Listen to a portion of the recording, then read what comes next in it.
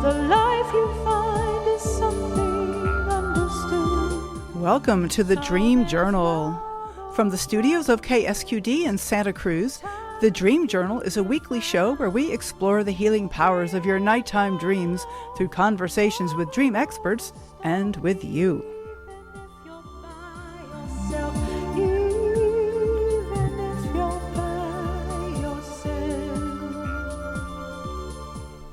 All right, today's music is called Problematica.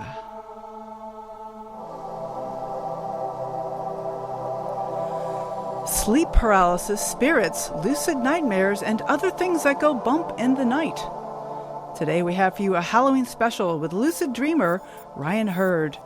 I am your host, Catherine Bell of Experiential Dreamwork, and welcome to the Dream Journal.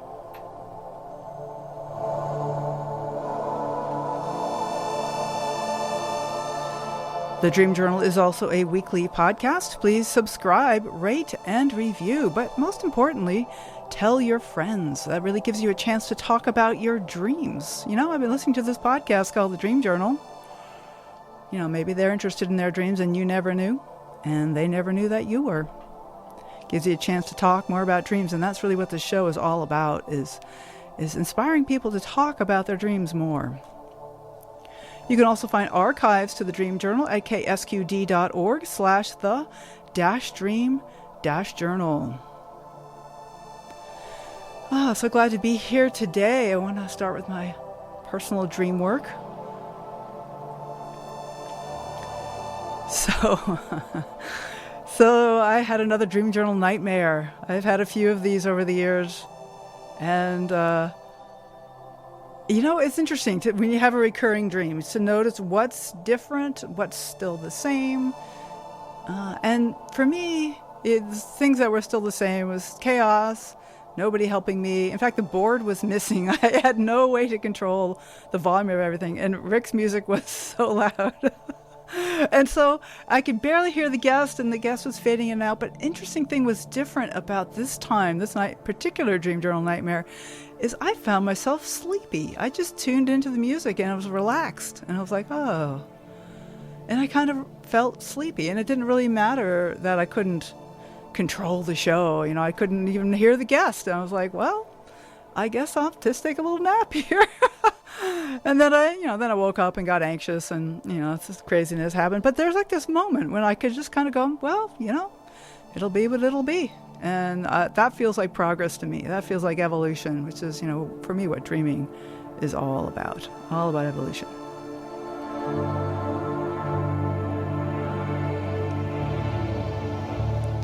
All right, call-ins. We will be taking call-ins during the last 30 minutes of the show. You can email us at any time at onair@ksqd.org. Rick is standing by. And pretty soon, so you can think about what dream you'd like to share. If you have questions for Ryan Hurd, lucid dreams, spirits, nightmares. Okay. Hello, Ryan. Are you there, Ryan? I'm here. Can you hear me? Loud and clear. Fabulous. I love it. Not like my nightmare. It's good to be with you here today. And I love that I got to start my day today talking about dreams. I mean, what is this beautiful world you're manifesting? Yes. Well, that's my hope, is to really inspire people to spend more time talking about dreams instead of waking up and just going, whatever. Just to take a minute and kind of settle in and go, what is this? This is interesting. So let me read you a little bio about you, Ryan. Ryan Duncan Hurd is an educator, author, and dream researcher. He's widely interested in consciousness studies at the intersections of ecology, culture, and spirituality. His latest work is Lucid Talisman, Forgotten Lore. Ryan has been featured on NPR, CNN, Coast to Coast, Psychology Today, and many, many more. With a background in both archaeology and dream research, Ryan currently teaches graduate-level courses at University for Peace in Costa Rica and National University in California. His website is dreamstudies.org and has been going strong since 2007. He currently lives in Philadelphia. So dreamstudies.org. Ryan, hello. It's thank you. That was a beautiful rendering of my bio, I must say. Well, it's interesting. You know, you start out with archaeology and you include ecology, culture, and spirituality. And I know you're well known for lucid dreaming. You listed your most recent book, but I know you have several others. And lucid dreaming is one of the things that you are particularly known for. And gosh, you know, let's just take a second. I'm just suddenly realizing that the Lucid Dreaming conference is coming up for the ISD, and it's starting next week. Is that right? Today. Oh It my starts goodness. It today. starts today, Yeah. Saturday, October 29th. So if people aren't hearing the podcast till Monday, Tuesday, they can still join. But go to the asdreams.org and look up this online Lucid Dreaming conference. Yeah, that's right. In fact, if people were to join, yeah, early in the week, I mean, it's a 2 week active Oh, conference with an interactive oh, forum, 2 weeks. and so absolutely you won't have missed much if you come in early next week. Uh, It's great. I'm presenting. My paper goes live tomorrow, but uh-huh. there's also Zoom calls that are interactive, and so it's got a video component as well. But the main thing is it's community building. It's like a Mm, pop-up mm-hmm. lucid dreaming community, which is such a nice thing to have because there's so many people who are the only dreamer, in Yeah, their circle, yeah, circle of it's friends true. at home, and there's just something miraculous and wonderful, and I'd say even alchemical, that happens when you're with a group of folks who get it, who Yeah. really Mm-hmm. are just able to sit with it, and you can just, it's amazing what happens to your own personal dream work. It's like you move ahead so quickly when Mm-hmm. you've got this supportive community. So that's really what Absolutely. the conference is about. Wonderful. Well, this is a similar goal to the Dream Journal show here, that I like to get people talking about dreams with each other. It is so important. So, Ryan, what got you started with dreaming? Were you interested in dreams since you were little, or is it more recent interest? What? Yeah, so I have been a pretty intense dreamer since I was a child. Mm-hmm. One of my first dream memories is about age 5 or 6. Mm. And that was a time when I would use my hypnagogic imagery to help fall asleep. So, those Mm. fleeting images and sounds that come to us right as we slip into sleep. Often there's the hypnic jerk that happens when we kind of, wake up very suddenly from a dream image that happens right after we fall asleep. That's hypnagogia. And Mm. so at age 6, I realized that if I closed my eyes and focused on the imagery as it swirled about me, Mm. that it would begin to pixelate and self-organize. And what I would focus to do is have this imagery go from becoming sort of this static snow of colors and lights and images, and it would take on a three-dimensional vortex. Mm.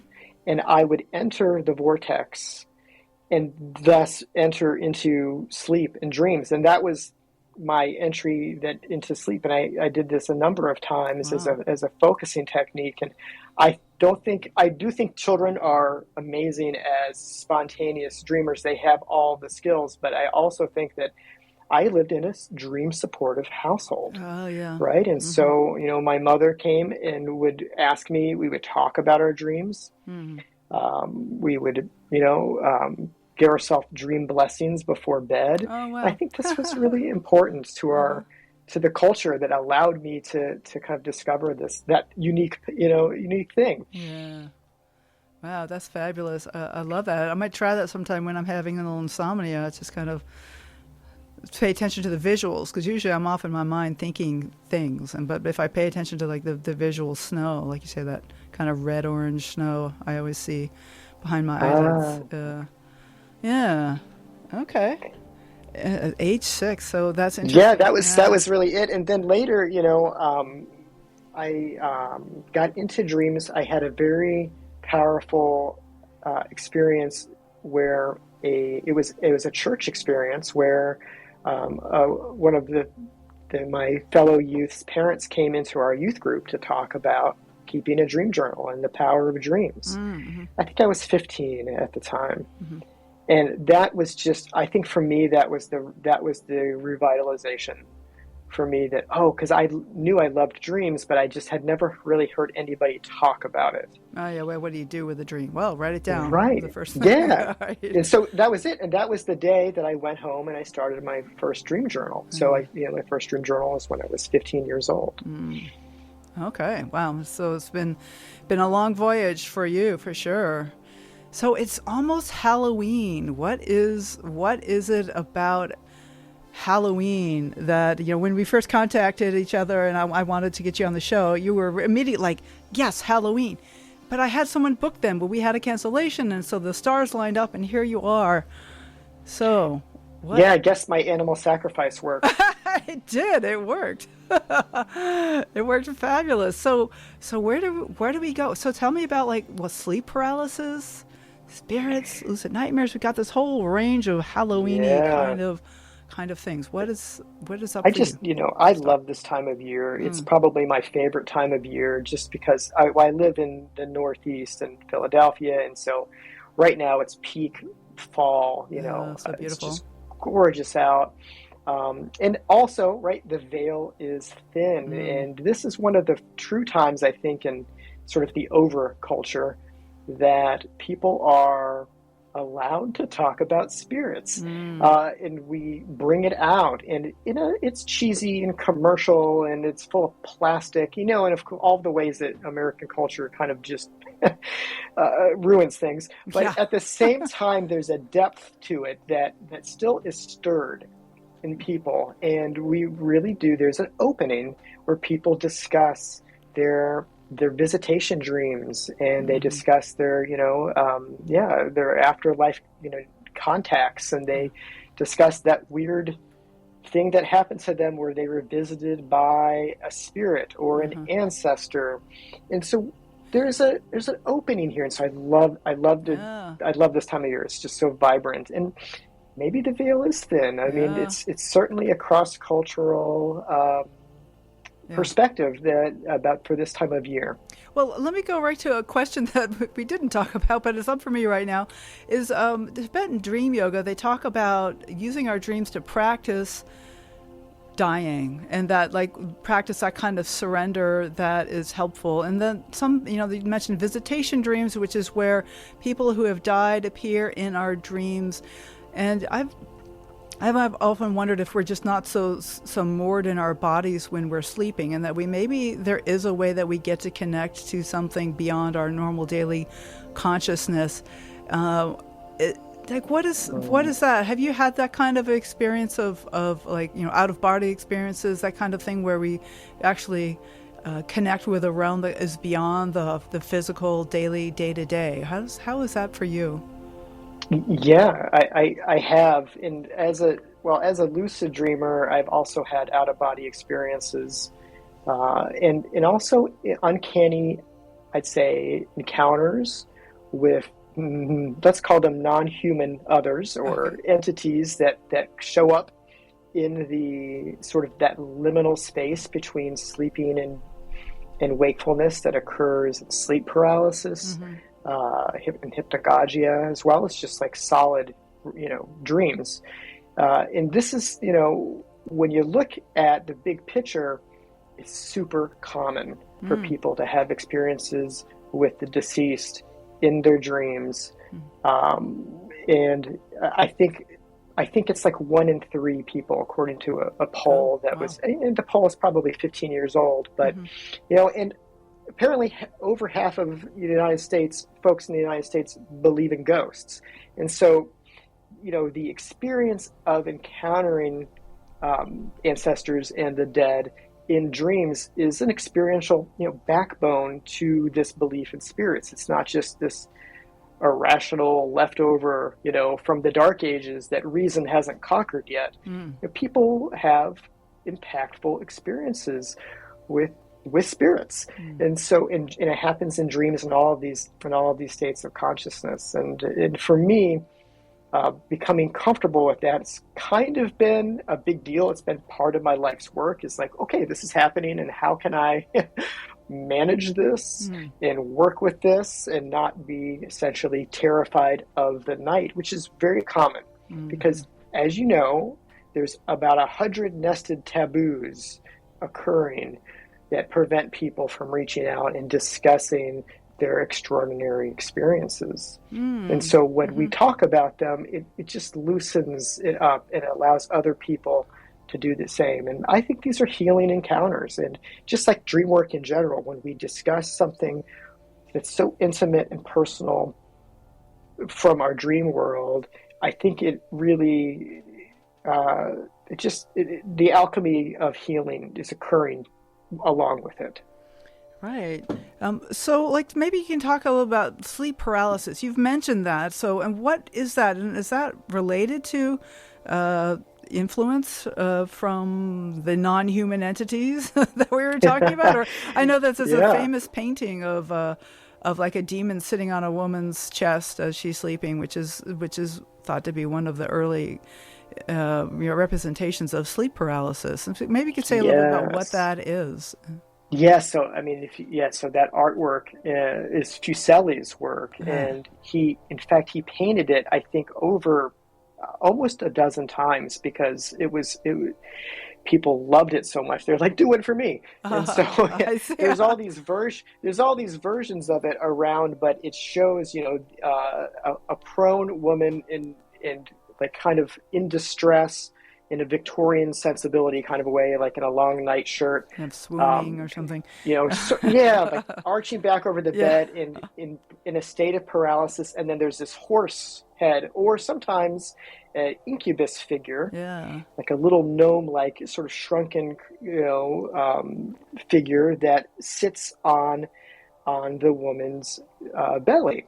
And that is a visual description of what's called the incubus, which is part of the complex of what's largely called sleep paralysis or awareness during sleep paralysis. And, the whole, when you look at the big sort of medical side, awareness of sleep paralysis is completely natural, biological.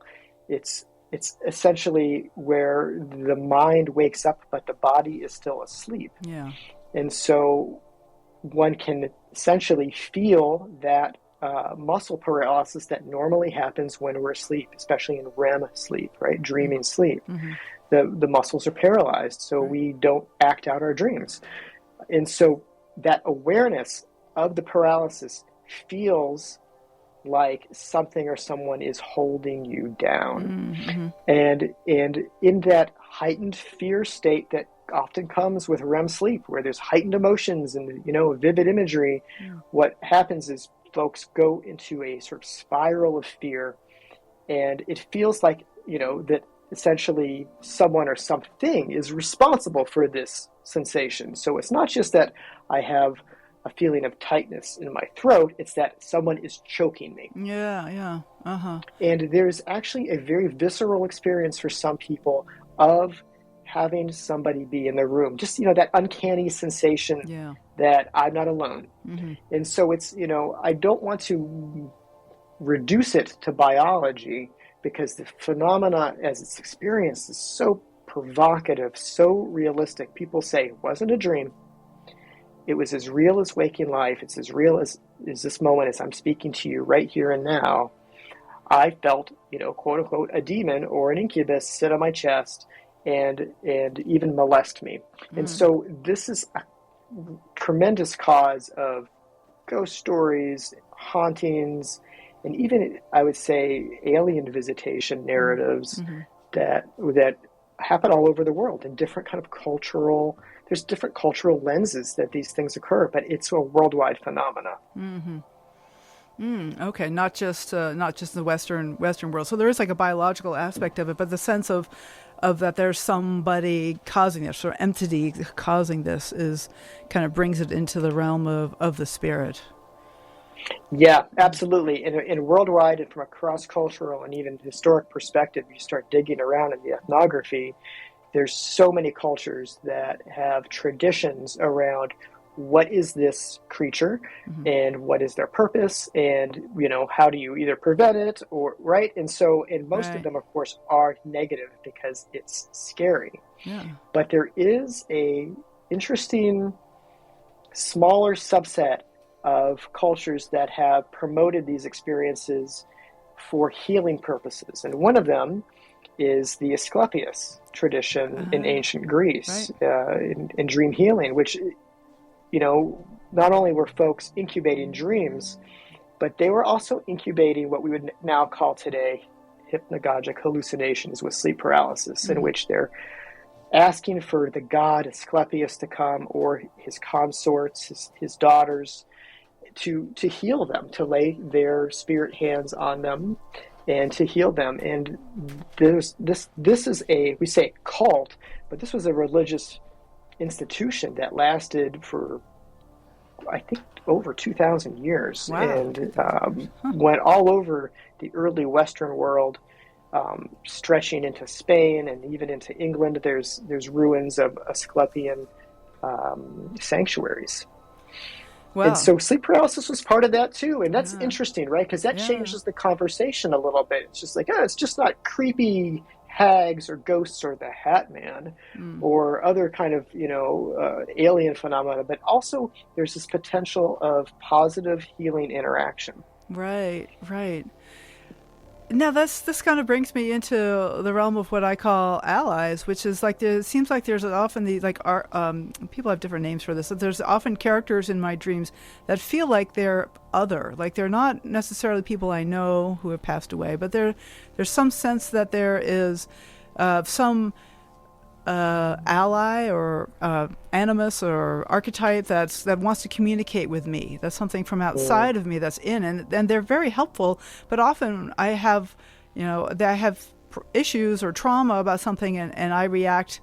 I push them away, and then they become horrible. So sometimes, like nightmares can be like this. That there can be like a character in a nightmare that is really scary, but then when we turn and befriend it, it actually becomes an ally. So, but it feels like something from outside of us. And I wonder if you want to talk a little bit about, nightmares and kind of the opposite of nightmares. We don't really have a good name for the, healing dreams, I guess, but bright one dreams or something like the relationship with those things.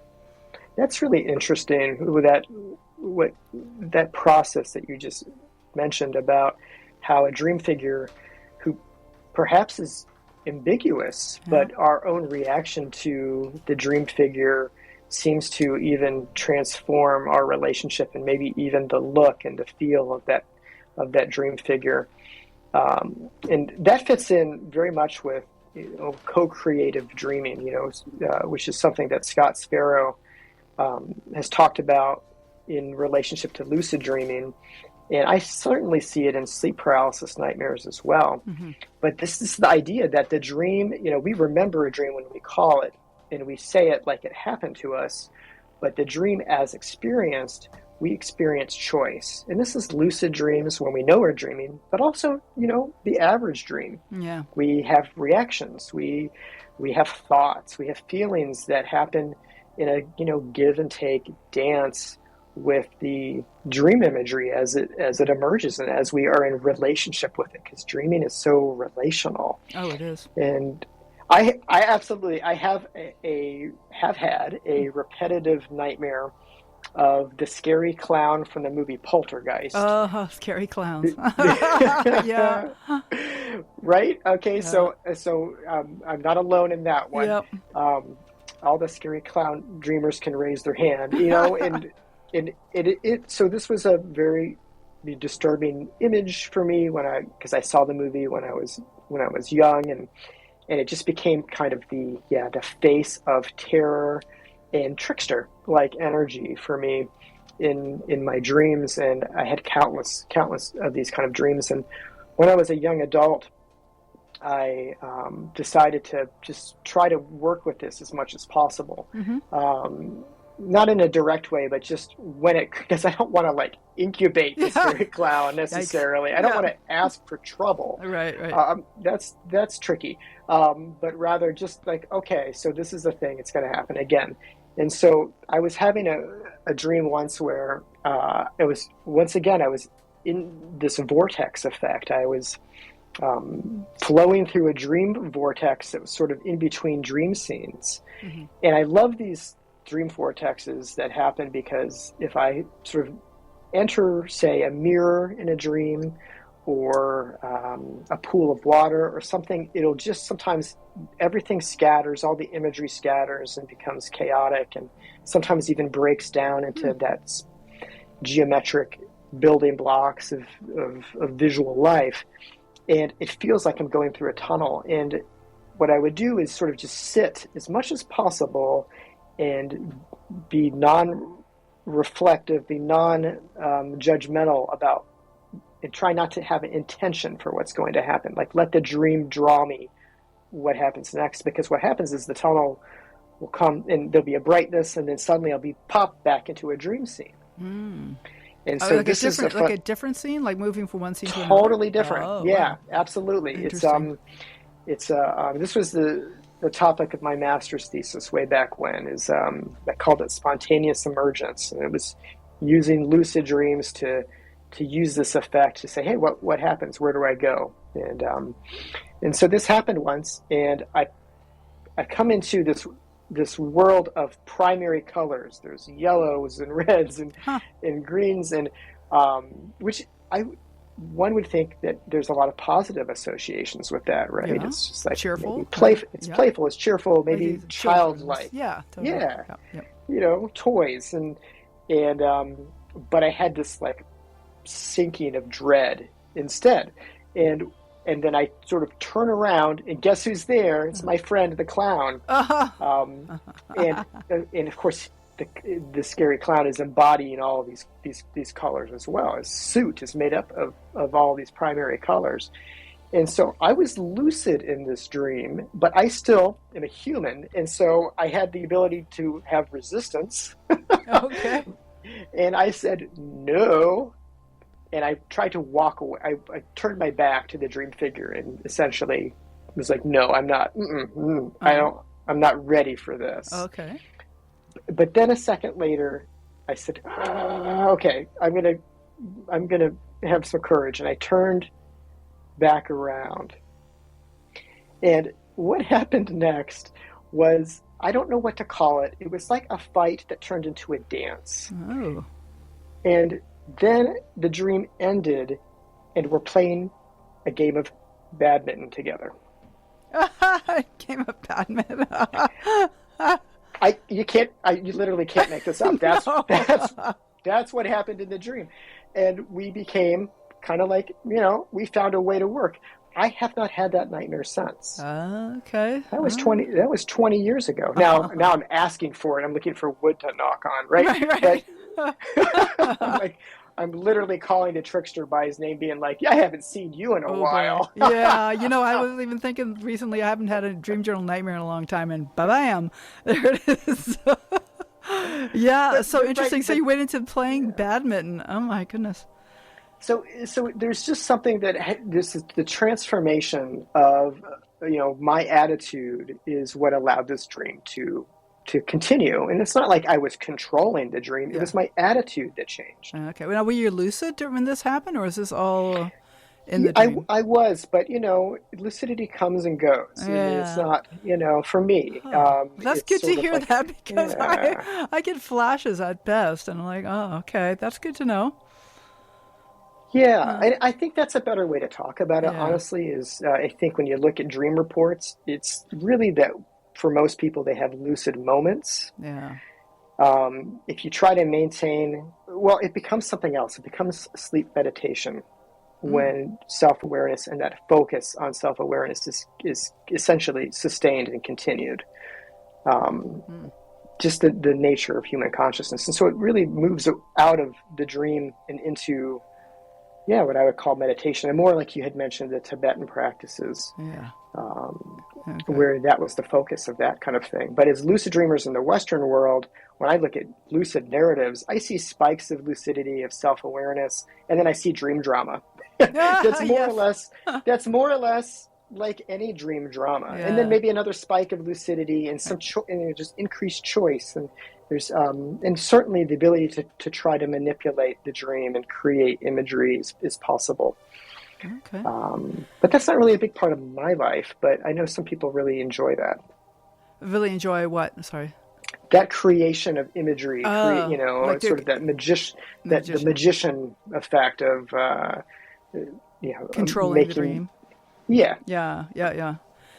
Okay, well, I want to let everybody know this is the Dream Journal, and my guest today is Ryan Hurd, and we are talking about nightmares, spooky dreams, sleep paralysis, and things that go bump in the night. And you're listening to the Dream Journal.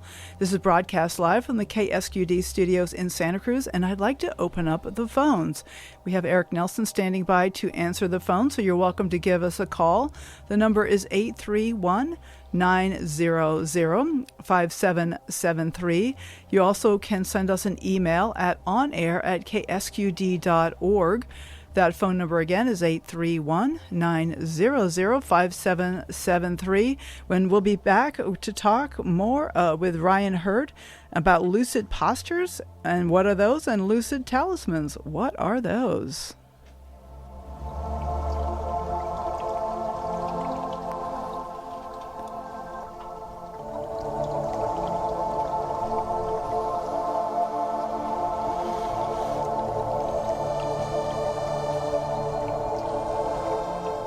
Okay, this is the Dream Journal. My name is Catherine Bell, and my guest today is Ryan Hurd. The phones are now open. You're welcome to call at 831-900-5773. Eric Nelson standing by to take your call. There's also, you can send email to onair@ksqd.org if you have a question. And Ryan's his dream page, his webpage is called dreamstudies.org. And I wanted to ask you a little bit, Ryan, about your new work coming up on lucid postures. You're going to be presenting this at the IASD Many Worlds of Lucid Dreaming conference that's starting right now, and anyone's welcome to join. What the heck are lucid postures? This is fun to talk about, and I really haven't talked about this publicly much at all, but it's an idea I've been brewing for a decade. And what the concept kind of came out of when I was writing one of my earlier books, which is the Lucid Immersion Guidebook that I wrote about 10 years ago, that is available as an ebook. And essentially what happened is that I wrote a chapter called Motivations, like doing dream work in the dream. Mm-hmm. And the chapter just kept growing and growing and growing. And before I knew it, it was about over 100 pages long. And I said, this is a whole nother book. Right. This is a whole nother topic. And so it's too big. It was just engulfing the other work. And so I just took it out. And I said, I'm going to deal with you later. And what happened is that I've been sort of sitting with and working with off and on, mostly off, to be honest, but like it comes at strange times. And what it is lucid postures is a way of describing how there's some default ways of being in a lucid dream and identifying what those ways are so we can know ourselves better as dreamers. And have an example. So, like the most common posture that we really see described in sort of the mass media, the way that people hear about lucid dreaming, is controlling the dream. Yep. And doing exploring to have fun and to fly about, and manipulating objects, sort of like the movie Inception, right? With Leonardo DiCaprio. The city bends back on itself because of the willpower of the dreamer, and so I call this the magician as a posture, and it's essentially a posture that involves using willpower to make active choice and transformation in the dream. And so it's kind of got this emotional tendril to it, and I'd say almost in its immature way, I'd say beginning lucid dreamers, it's more like one is exploring and just trying things out, and often it's trying to just make reactions that are the motivations are emotionally based. And sometimes, for instance, like I want to try to have sexual relations with this person. Yep. There's motivations are coming from places that aren't necessarily the intellect. Right. Not that that's a bad thing, right? It's just that's sort of the immature focus on it. But when it's distilled and when it comes into a practice over the lifetime, it becomes this lucid magician role, which involves essentially harnessing emotional power and drives to make things happen. And so this is essentially the work of actual magicians. Pagans used dream work to do magical spells in the dream, as well as just essentially, crafting experiences that are based on willpower. And so a good one is flying. Like, to master flight, you can't just I want to fly. It's often difficult to maintain flight unless essentially there's a synergy with the dream body and the dream. And this is what's really interesting, right? And I've noticed this before, where if I'm trying to fly, say, away from something, say, because like I said, in lucid dreams, we experience resistance, just like we would in a normal dream. Right. So I have a dream where I'm encountering bullies, and I'm lucid, and I decide I'm going to fly away because this is, I don't want to deal with this. The power of flight can be very difficult because I'm sort of fighting what's happening in the dream. Right. And I realized this from a dream itself when I did exactly that. I literally defenestrated myself. I crawled through a window in the dream to escape these bully figures and had this really halting, terrible time trying to fly. I got tangled in a tree and some power lines, and I was just like, ugh. What's happening? And then I had this thought, what happens if I try to go towards the bullies? Ooh. And immediately I shot up like a rocket. Wow, interesting. And I went into the stratosphere of the mind, or the cosmic mind, or whatever you want to call it, the dream world, and landed back next to the bullies. And then we watched a game of baseball together, which is leading me to the theme of reconciliation with dream figures leads to organized sports, apparently, in my psyche. Okay, but so it's interesting because I do find that when this kind of magician type efforts fail, and I'm not a big lucid dreamer, but I have quite a few clients who do, and it's when they fail that it's very interesting the ways that they fail. So I'm curious to hear a little bit more. I want to get to the other postures that are available, but I'm curious.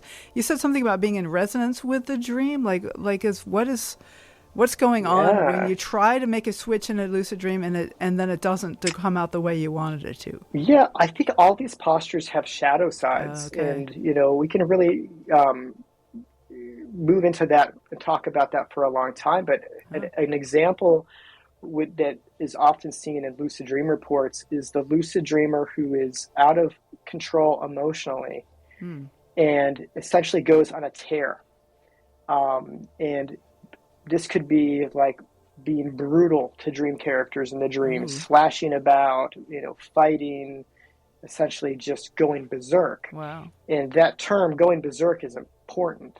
It comes back to the term of the berserkers, the Celtic, fighters who essentially were the ones who scared the heck out of the Romans during the conquest of Gaul. So during battle, they would just go, berserk. And they would go berserk. They were not organized and rational. They weren't in, they were doing this, what we would call guerrilla warfare today, right? And while the Romans had their phalanx and etc.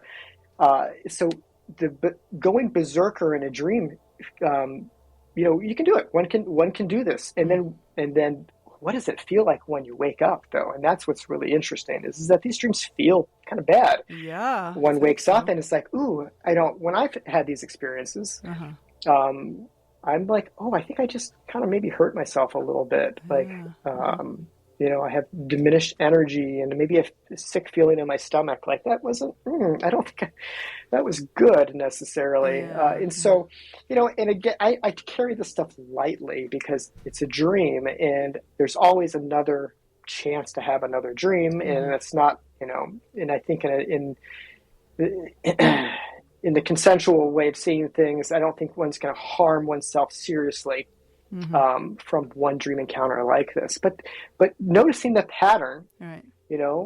with self-compassion, I Yeah. think is provocative, right? Well, Like, I agree. ooh, look what happens. They could reveal ways that we're fighting ourselves, because we are often at war with ourselves, or like suppressing ourselves in certain ways, because we think we need to get along, or whatever it is. So there are ways that we do. Certainly, I do this. I've noticed this often in myself, that I'm suppressing myself or fighting back an impulse, and maybe this highlights some of those, kind of painful ways that we can be abusive towards ourselves, rather than creating the hurt. Maybe these kind of dreams can sort of highlight that.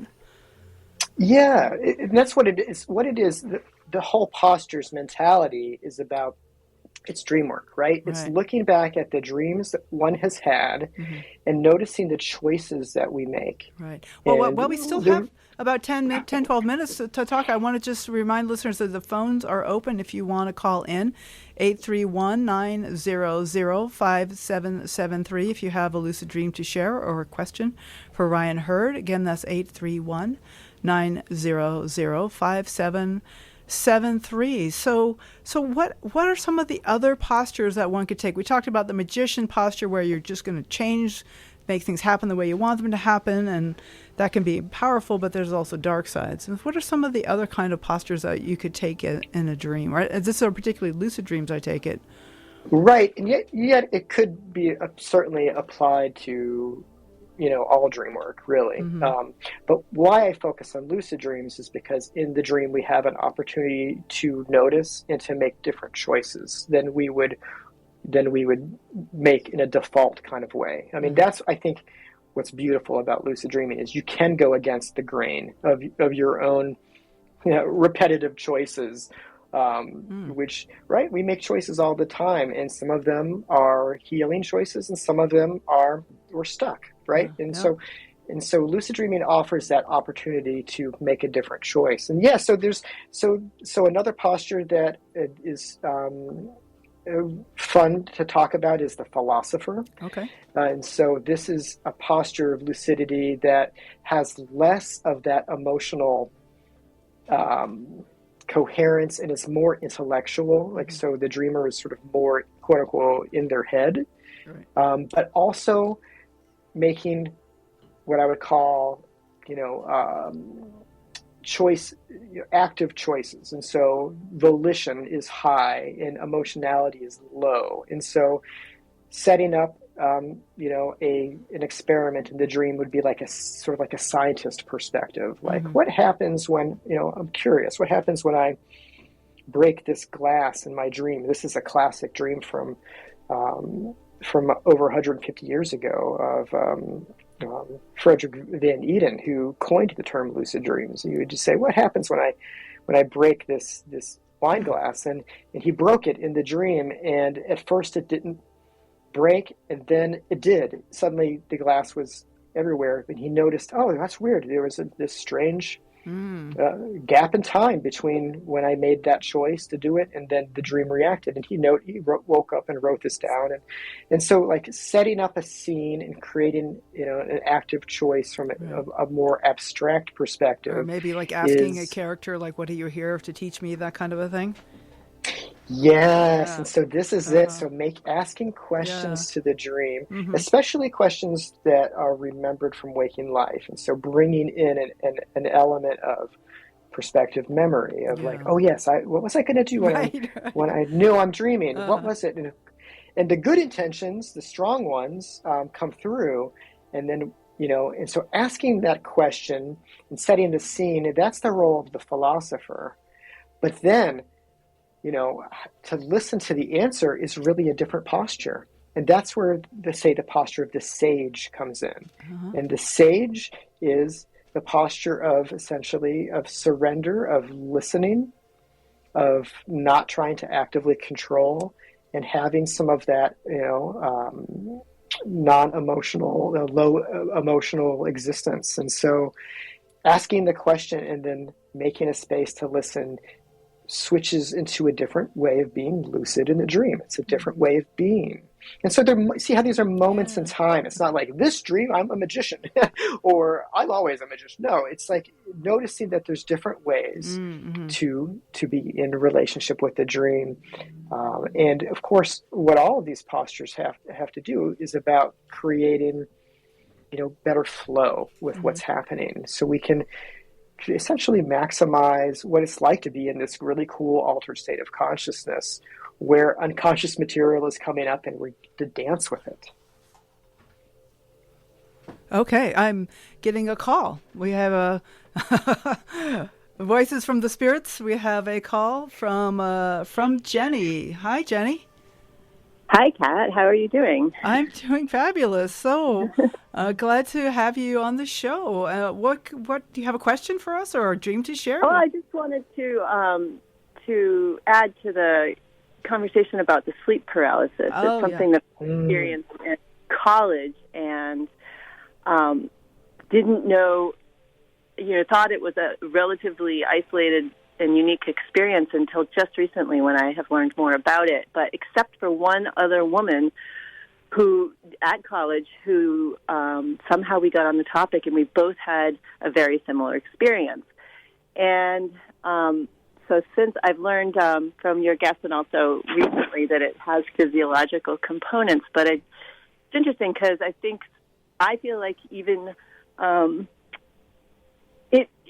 you can apply the same approach to this kind of experience as to other dreams, sort of looking at it metaphorically and how the players are playing. Like there was somebody strangling me, and there also was, I don't know if she falls into the category of hag present, because I know that's one element, but she was my mother who would never notice. I couldn't call out to her because I was paralyzed and in voice as well, and she was wandering the room and not noticing this man strangling me. And so while, and so I sort of see it as, again, like looking at dreams from like, how are they metaphors? How am I feeling my voice strangled at that time? And how is my mother not noticing, sort of applying to sort of childhood. So I just wanted to add that, for me, it feels like with everything else going on that's unique to those experiences, we can still sort of look at those sort of more regular components of dreams. Right. What do you think? Absolutely. Ryan. Hey, Jenny, this is Ryan. I'd love to hear that. And yes, like sleep paralysis encounters and visions can absolutely, you can use the same tools that you would use for other kinds of dreams and doing dream work. And you can take on, the perspective of the other. And, in a Gestalt kind of fashion, you can, do some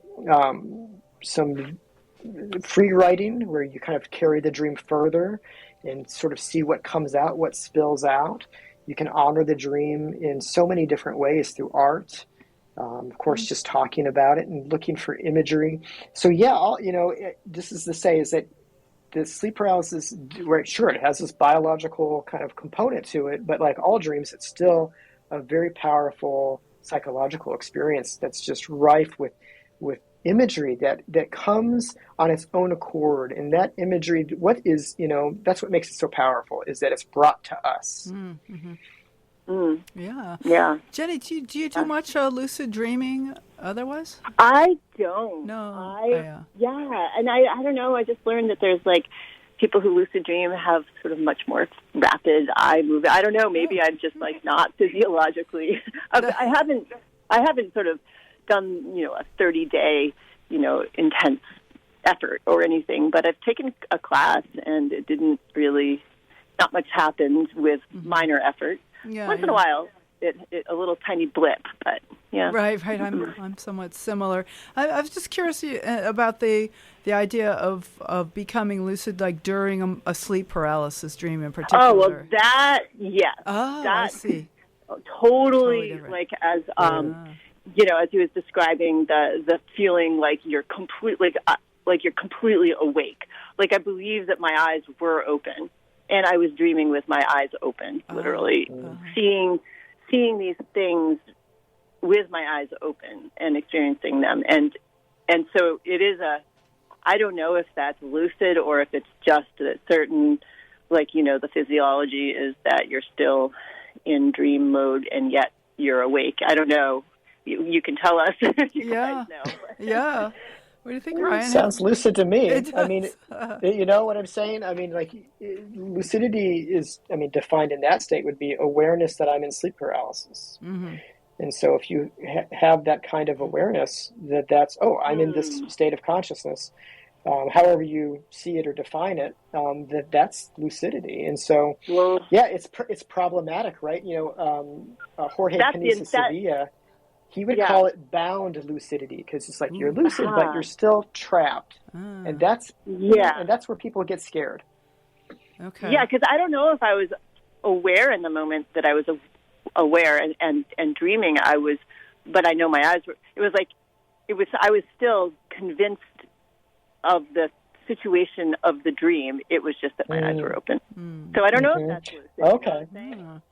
I was just kind of harking back to what you were saying before, Ryan, that there are some circumstances that people can use sleep paralysis moments to harness healing powers. Not that there's like these can be these negative. If you're like physiologically prone to these kind of moments, Jenny, I'm wondering if there's a way that this can be like, oh, here we are again. Like, oh, okay, this is.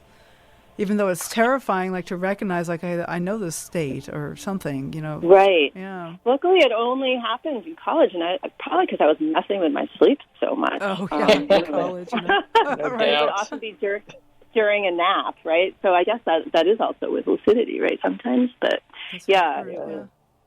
luckily unique to college because they weren't fun experiences. Not pleasant. But I really enjoyed this hour, and I'm glad I got to listen because usually I'm doing something at this time. So good. Well, thank you so much for calling, Jenny, sharing your experience. Thank you, Jenny. Okay. Okay. Bye. Bye now. So Ryan, we're almost to the end of our show. I wonder if you'd just like to spend a moment talking about Lucid Talismans, your new book. It's called Lucid Talisman: Forgotten Lore. Just to spend a moment or so to talk about that before we say goodbye. Yes, thanks. You know, I'm very excited about this. This is a personal pet project.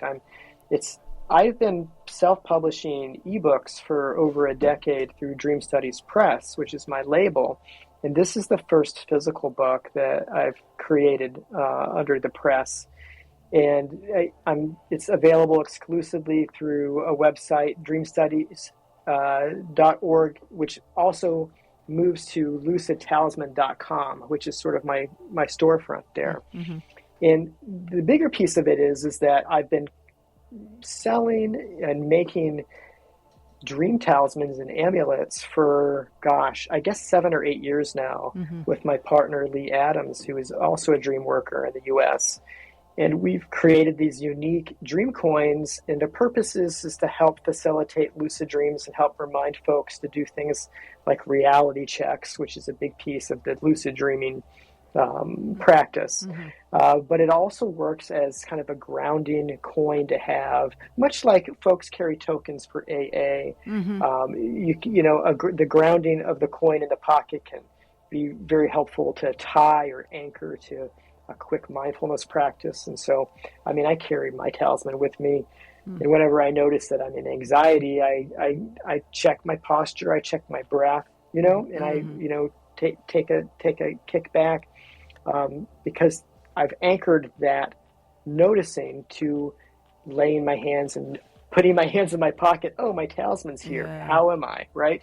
And so that's what it is. It's sort of like a cool, modern take on a very ancient idea of sacred objects that can shift consciousness.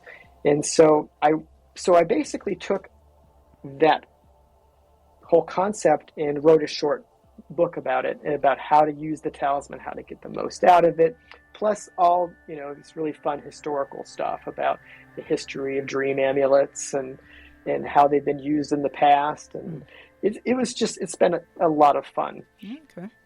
Well, wonderful. So thank you so much, Ryan. I really appreciate having you on the show. It's Ryan Hurd. And I will look forward to seeing you, hopefully next summer at the next IASD conference. And good luck. And maybe you'll be trick-or-treating later this afternoon with your kids.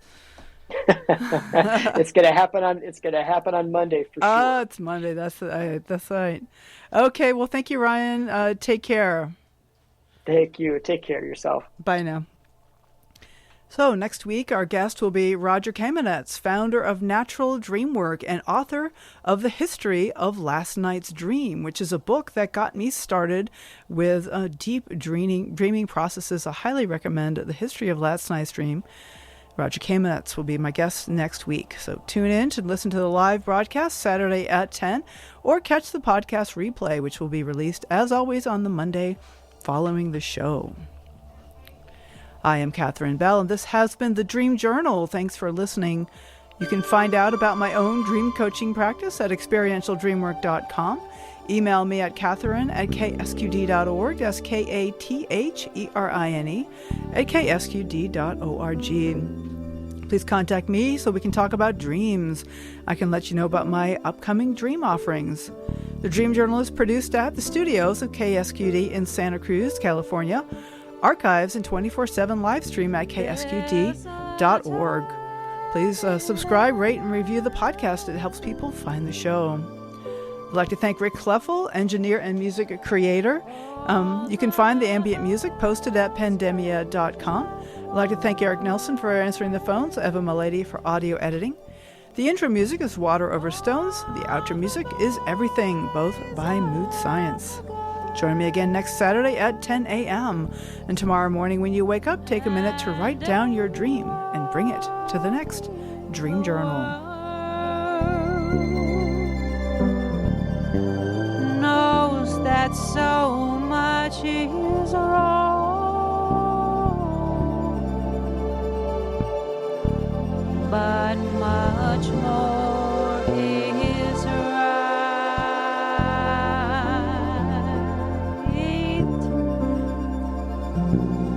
We see in the darkness